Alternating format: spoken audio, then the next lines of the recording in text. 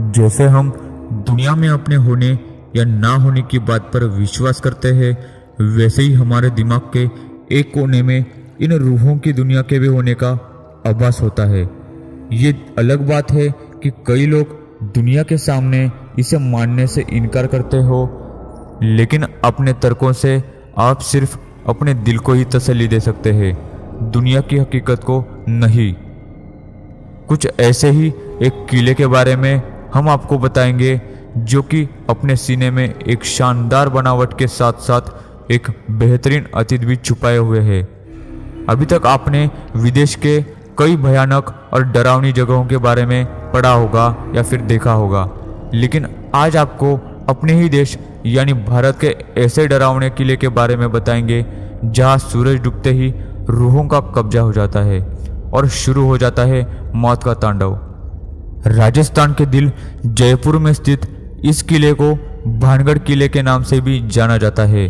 तो आइए इस वीडियो के माध्यम से भानगढ़ किले की रोमांचकारी सैर पर निकलते हैं। भानगढ़ किला एक शानदार अतीत के आगोश में 17वीं शताब्दी में बनवाया गया था। इस किले का निर्माण मान सिंह के छोटे भाई राजा माधव सिंह ने करवाया था। राजा माधव सिंह उस समय अकबर के सेना में जनरल के पद पर तैनात थे। उस समय भानगढ़ की जनसंख्या तकरीबन 10,000 थी। भानगढ़ अलवर जिले में स्थित एक शानदार किला है, जो कि बहुत ही विशाल आकार में तैयार किया गया है। चारों तरफ से पहाड़ों से घिरे इस किले में बेहतरीन शिल्पकलाओं का प्रयोग किया गया है। इसके अलावा इस किले में भगवान शिव, हनुमान आदि के बेहतरीन और अति प्राचीन मंदिर विद्यमान है। इस किले में कुल 5 द्वार है और साथ साथ एक मुख्य दीवार भी है।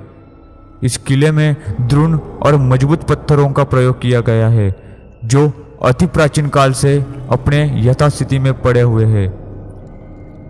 भानगढ़ किला दिखने में जितना शानदार है, उतना ही उसका अतीत काफी भयानक है। आपको बता दें कि भानगढ़ किले के बारे में प्रसिद्ध एक कहानी के अनुसार भानगढ़ की राजकुमारी रत्नावती, जो कि नाम के ही अनुरूप बेहद खूबसूरत थी, उस समय उनके रूप की चर्चा पूरे राज्य में थी और साथ देश के कोने कोने के राजकुमार उनसे विवाह करने के इच्छुक थे। उस समय उनकी उम्र महज 18 वर्ष थी और उनका यौवन उनके रूप में निखार ला चुका था। उस समय कई राज्यों से उनके विवाह के लिए प्रस्ताव आ रहे थे। उसी दौरान एक बार किले से अपनी सखियों के साथ बाजार में निकली थी। राजकुमारी रत्नावती एक इत्र की दुकान पर पहुंची और वो इत्रों को हाथों में लेकर उसकी खुशबू ले रही थी। उसी समय उस दुकान से कुछ ही दूरी पर सिंघिया नामक व्यक्ति खड़ा होकर उन्हें बहुत ही गौर से देख रहा था। सिंघिया उसी राज्य में रहता था और वो काले जादू का महारथी था।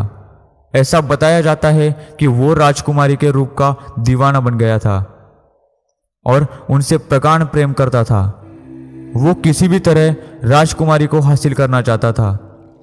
इसीलिए उसने उस दुकान के पास आकर एक इत्र के बोतल, जिसे रानी पसंद कर रही थी, उस बोतल पर काला जादू कर दिया, जो राजकुमारी के वशीकरण के लिए किया गया था। राजकुमारी रत्नावती ने उस इत्र के बोतल को उठाया, लेकिन उसे वही पास के एक पत्थर पर पटक दिया। पत्थर पर पटकने से ही वो बोतल टूट गया और सारा इत्र उस पत्थर पर बिखर गया। इसके बाद से ही वो पत्थर फिसलते हुए उस तांत्रिक सिंघिया के पीछे चल पड़ा और तांत्रिक को कुचल दिया, जिससे उसकी मौके पर ही मौत हो गई। मरने से पहले तांत्रिक ने एक शाप दिया कि इस किले में रहने वाले सभी लोग जल्दी मर जाएंगे और वो दोबारा जन्म नहीं ले सकेंगे और ताउम्र उनकी आत्माएं इस किले में भटकती रहेंगी। उस तांत्रिक के मौत के कुछ ही दिनों बाद भानगढ़ और अजबगढ़ के बीच युद्ध हुआ, जिसमें किले में रहने वाले सारे लोग मारे गए। यहाँ तक कि राजकुमारी रत्नावती भी उस शाप से नहीं बच सकी और उनकी भी मौत हो गई। लेकिन एक ही किले में एक साथ इतने बड़े कत्लेआम के बाद वहां मौत की चीखें गूंज गई और आज भी उस किले में उनकी रूहें घूमती है। किले में सूर्यास्त के बाद प्रवेश निषेध किया गया है। फिलहाल इस किले की देखरेख भारत सरकार द्वारा की जाती है। किले के चारों तरफ आर्कियोलॉजिकल सर्वे ऑफ इंडिया यानी ASI की टीम मौजूद रहती है कि सूर्यास्त के बाद इस इलाके में किसी भी व्यक्ति के रुकने के लिए मनाही है। इस किले में जो भी सूर्यास्त के बाद गया वो कभी वापस नहीं आया। कई बार लोगों को रूहों ने परेशान किया है और कुछ लोगों को अपनी जान से हाथ धोना भी पड़ा है। इस ऐतिहासिक किले की यात्रा करने के लिए आप नीचे दिए गए लिंक पर क्लिक करें और जानें कि आप कैसे इस जगह जा सकते हैं। इस किले में कत्लेआम किए गए लोगों की रूहें आज भी भटकती है। कई बार इस समस्या से रूबरू हुआ गया है। एक बार भारतीय सरकार ने अर्धसैनिक बलों की एक टुकड़ी यहाँ लगाई थी ताकि इस बात की सच्चाई को जाना जा सके, लेकिन वो भी असफल रही। कई सैनिकों ने रूहों के इस इलाके में होने की पुष्टि की थी। इस किले में आज भी जब आप अकेले होंगे तो तलवारों की टंकार और लोगों की चीख को महसूस कर सकते हैं। इसके अलावा इस किले में भीतर कमरों में महिलाओं के रोने या फिर चिड़ियों के खनकने की भी आवाज़ें साफ सुनी जा सकती है। किले के पिछले हिस्से में जहाँ एक छोटा सा दरवाज़ा है, उस दरवाजे के पास बहुत ही अंधेरा रहता है।